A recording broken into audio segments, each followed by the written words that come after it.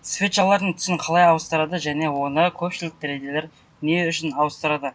Бізде көпшілік трейдер бұл жасыл және қызыл түстерді пайдаланбайды. Неге? Өйткені бұл ойдың бір жерде тұрақталуына кедергі жасайды. Бізде көбінесе осы өсетін жасыл, ал түсетіні бізде қызылмен белгіленеді. Оны қалай өзгертеміз? Осы свечалардың үстін біз не істейміз? Екі рет басамыз. Екі рет басқаннан кейін бізде осы body деген, яғни денесі свечалардың бізде көпшілік трейдер мына түстерді қолданады. Өсетінін көк қылады да, және түсетін бізде не істейді? Сұр светке қоятын болады. Осылайынан қоятын болсақ, бізде көзімізге өте жинақы етіп көрінетін болады. Екінші бір трейдер не істейді?